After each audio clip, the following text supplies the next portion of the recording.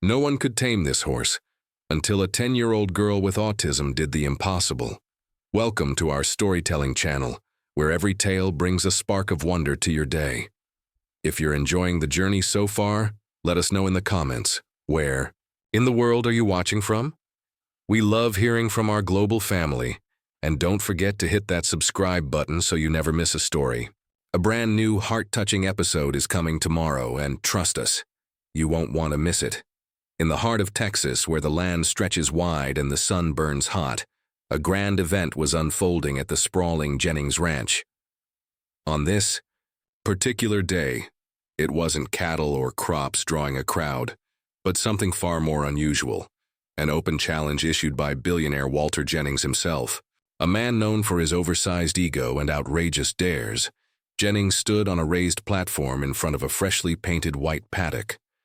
Cameras flashed and guests buzzed with anticipation. The air was thick with dust, heat, and the kind of energy only money and spectacle could summon.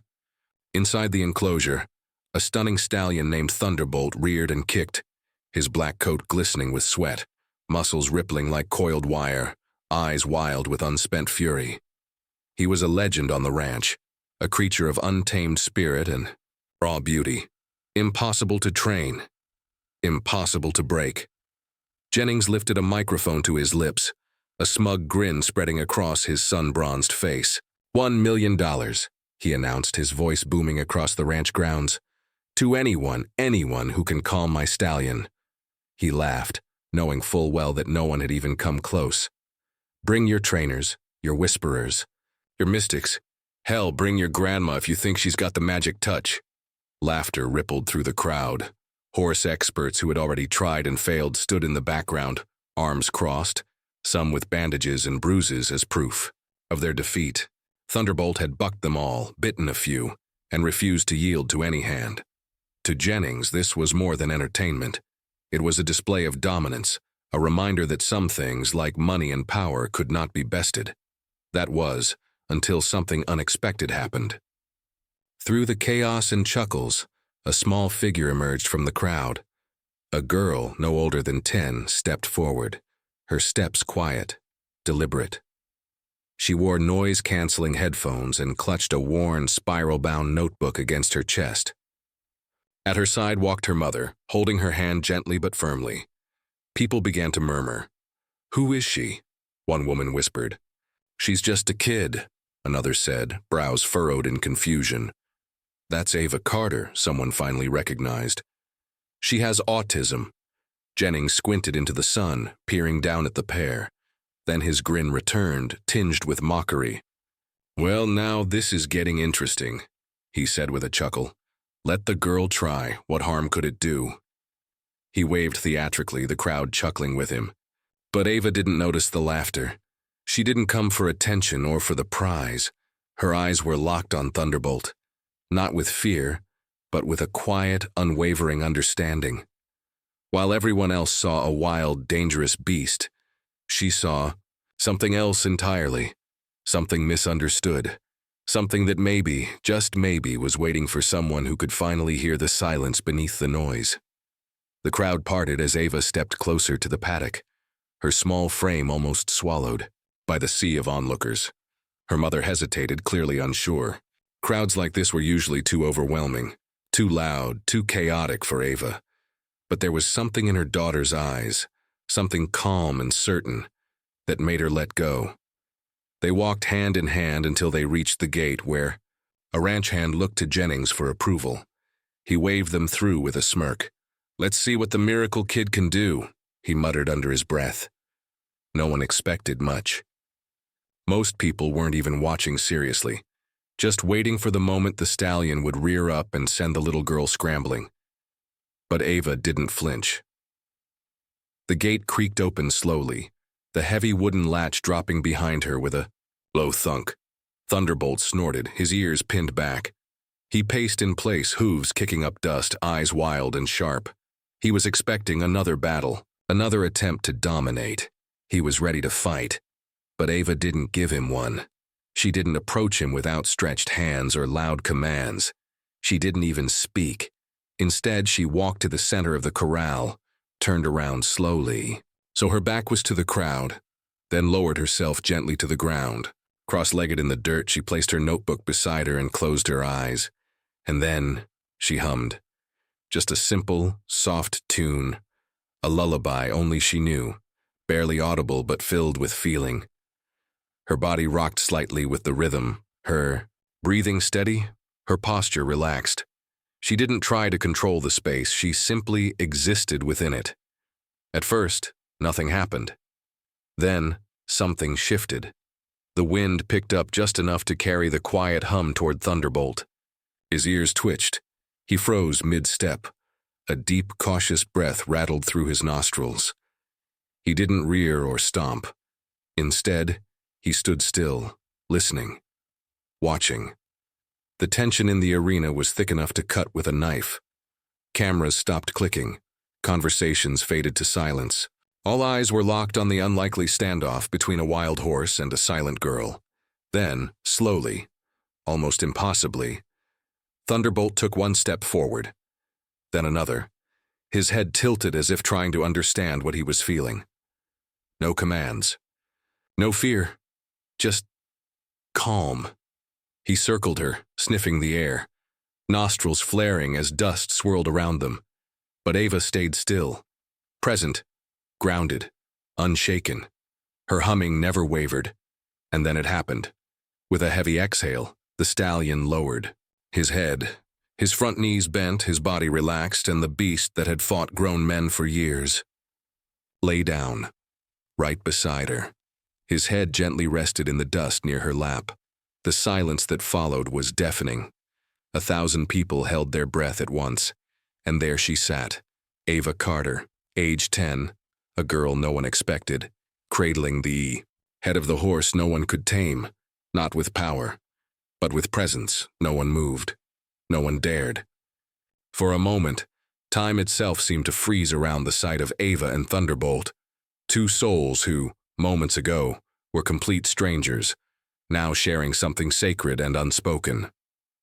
Her hand rested gently on his thick black mane, stroking it with the kind of tenderness you don't learn from training. You're born with it. Her eyes remained closed, her body still humming softly as the giant stallion breathed slow and deep beside her. And all around them, a hush settled like fog. On the platform, Walter Jennings stood motionless. His trademark smug grin had vanished. In its place, disbelief. He leaned forward as if trying to make sense of what he was seeing. The crowd, filled with wealthy elites, ranch hands, reporters, and skeptics, watched in stunned silence. Even the most cynical among them, those who had laughed just minutes earlier, now found themselves blinking back tears. A woman whispered, "Is this real?" A man near her nodded slowly. "It's more real than anything I've seen in my life." Ava's mother, standing just outside the fence, pressed her hands to her mouth. Tears welled up in her eyes, not from fear, but awe. She had always known. Her daughter was different, sensitive, quiet, overwhelmed by the world at times. But in this moment, everyone else saw it too. Not as a weakness, as a gift. And Jennings? He slowly descended the steps of his platform. His boots hit the dirt with a heaviness that betrayed the storm inside him. This was not part of the show. This wasn't controllable, predictable, or performative. It was something real, and he knew it.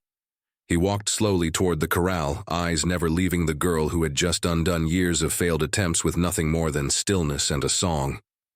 As he reached the fence, Jennings turned to Ava's.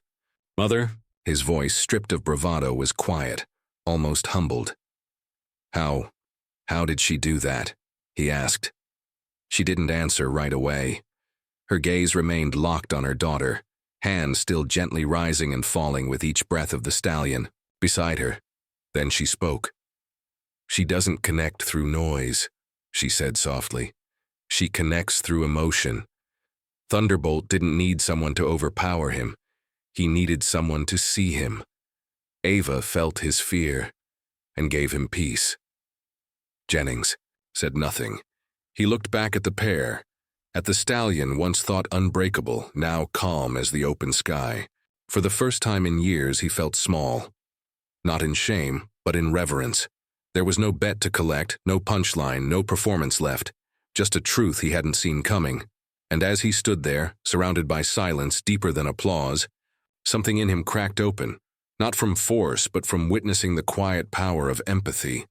In the days that followed, the video of Ava and Thunderbolt swept across the internet like wildfire. It wasn't just shared, it was felt. Millions watched as the fierce stallion surrendered not to strength, but to stillness. Comments poured in from around the world. Words like miracle, healing, and hope echoed beneath the video. For once, the spotlight didn't shine on Walter Jennings for his money or his bold stunts, but for being a witness to something no amount of wealth could buy. And to his credit, Jennings didn't run from it. He didn't try to spin it into a press stunt or reclaim the narrative. Instead, something in him shifted. He returned to that dusty paddock not as the ringmaster of a show, but as a man who had seen a deeper truth. One afternoon, just 3 days later, he stood before a group of reporters and ranch staff with a different kind of announcement. "I promised $1 million, he said, his voice steady but quiet. "And I'm keeping that promise, but I'm also doing something more." He paused, glancing toward Ava and her mother, who stood off to the side, hands clasped. Thunderbolt stood calmly behind them, not in chains or behind fencing, but free. "I'm donating $2 million, he continued, "to build something that matters. Not a show, not a gamble, a sanctuary." The crowd leaned in. "Ava's Meadow," he said, the name trembling slightly on his tongue. "An equine therapy center. For kids like Ava, for veterans, for anyone struggling to feel seen. It'll sit right here on this land. Because if that stallion can find peace, maybe others can too." The applause that followed wasn't polite. It was thunderous. It wasn't about money anymore. It was about meaning. Construction began within weeks. Fences were expanded. New stables were built. Not for performance horses, but for therapy horses. Soft-eyed mares, calm geldings, and yes, even Thunderbolt, now the gentle giant, watched over the transformation. The once ostentatious ranch now carried a different spirit, quieter, more grounded. No longer just a symbol of power, it became a space of healing. Ava returned often, not because she was obligated, but because she belonged. Children from across the state, some on the spectrum, some battling anxiety, trauma, or silence, came to visit.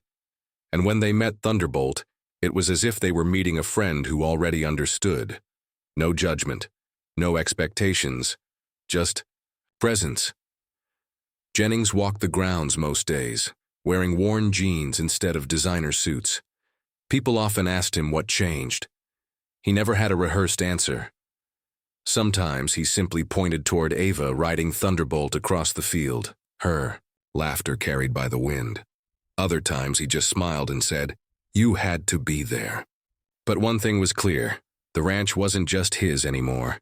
It belonged to something bigger, to a story, to a movement, to a little girl who taught the world that healing doesn't shout. Sometimes it hums.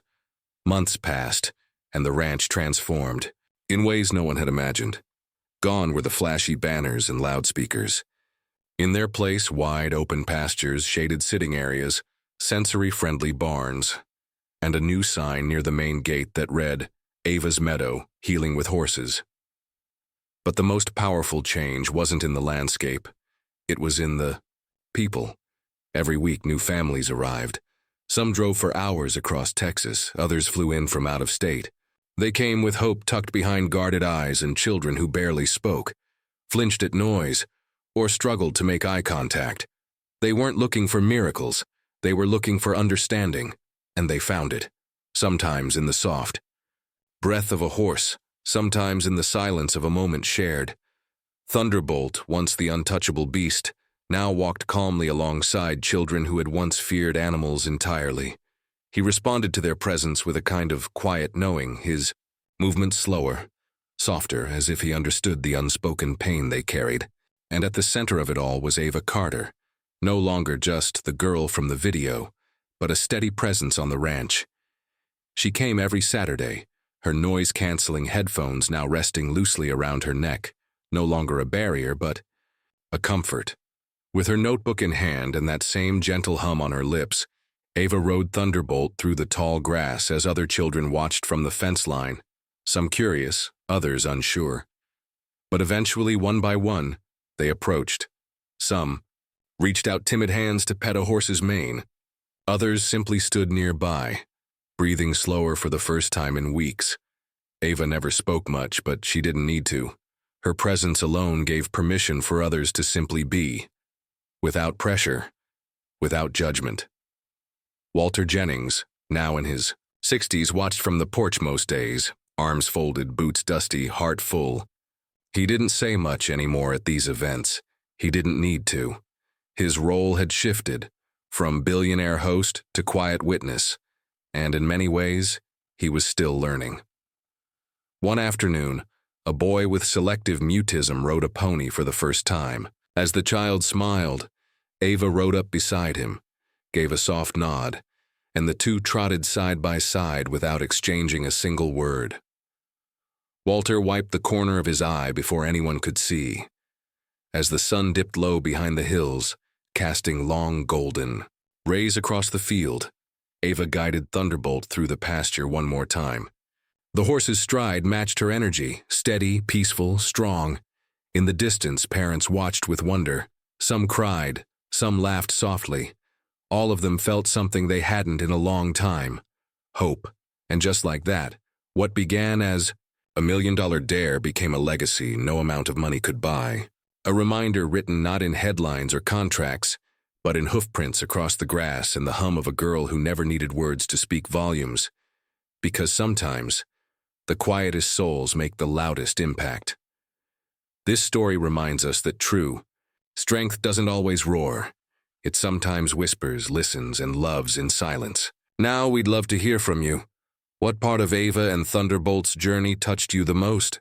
Was it the moment she stepped into the ring without fear, or when the mighty stallion finally laid down beside her in peace?